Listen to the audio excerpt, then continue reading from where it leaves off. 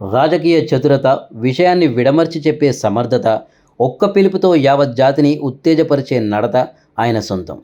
బానిసలుగా బాధను దిగమింగుకున్న తలరాతలను మార్చే పనిలో తెగిస్తేనే తెలంగాణ అంటూ జై తెలంగాణ నినాదంతో గడ్డిపోచలను గడ్డపారలుగా మార్చిన యోధుడాయన.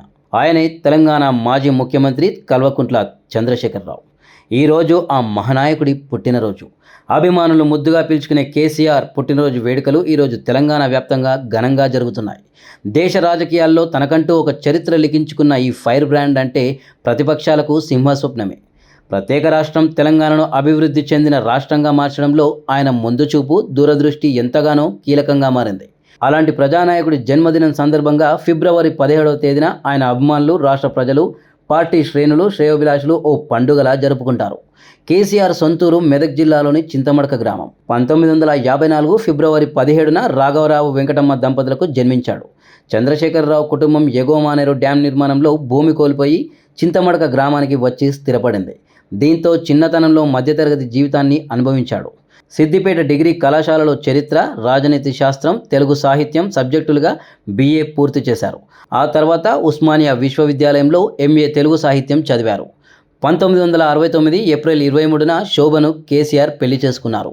వీరికి 2 సంతానం. కుమారుడు KTR, కుమార్తె కల్వకుంట్ల కవిత. కేసీఆర్ రాజకీయ జీవితం యూత్ లీడర్గా కాంగ్రెస్ పార్టీతో ప్రారంభమైన సంగతి తెలిసిందే. కేసీఆర్ 14వ లోక్సభలో ఉమ్మడి ఏపీలోను కరీంనగర్ లోక్సభ నియోజకవర్గంకు ప్రాతినిధ్యం వహించారు. కాంగ్రెస్లో ఉన్న ఆయన 1983లో NTR తెలుగుదేశం పార్టీని స్థాపించిన తర్వాత ఆ పార్టీలో కేసీఆర్ చేరారు. NTR పట్ల అభిమానంతో కేసీఆర్ TDP కండువా కప్పుకున్నారు. కేసీఆర్కు సీనియర్ NTR అంటే ఎనలేని అభిమానం. రాజకీయాల్లోకి రాకముందు NTR సినిమాలను చూసేందుకు థియేటర్ల వద్దకు ఆయన క్యూ కట్టేవారని చెబుతుంటారు. NTR అంటే అభిమానంతోనే ఆయన TDPలో చేరి అంచెలంచెలుగా ఎదిగారు.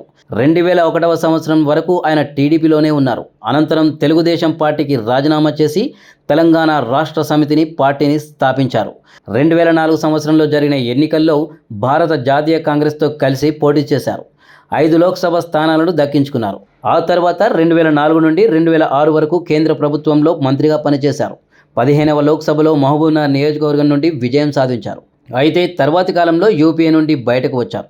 ప్రత్యేక రాష్ట్రంగా తెలంగాణను సాధించి సీఎంగా బాధ్యతలు చేపట్టిన కేసీఆర్ బంగారు తెలంగాణ లక్ష్యంగా ముందుకు పోతున్నారు. రాష్ట్ర ప్రజల కోసం అనేక సంక్షేమ పథకాల్ని తీసుకొచ్చారు. నీటి కష్టాల్ని తొలగించేందుకు మిషన్ భగీరథ, మిషన్ కాకతీయ వంటి అద్భుతమైన పథకాలను ప్రారంభించారు. రాష్ట్రాన్ని ఆర్థికంగా, పారిశ్రామికంగా ముందు వరుసలో నిలిపేందుకు కేసీఆర్ నిరంతరం శ్రమిస్తున్నారు. తెలంగాణ 1 కోటి ఎకరాల మాగాణం కావాలనే లక్ష్యంతో కాళేశ్వరం ప్రాజెక్టుకు పథక రచన చేశారు కేసీఆర్. పేదల కోసం అనేక సంక్షేమ పథకాల్ని తీసుకొచ్చారు. అన్నదాతల కోసం రైతు బంధును అమలు చేశారు. ఇలా తన రాష్ట్రం సుభిక్షం కోసం ప్రతిపక్షంలో ఉన్నా కూడా నిరంతరం శ్రామికుడులా పనిచేస్తున్నారు కేసీఆర్.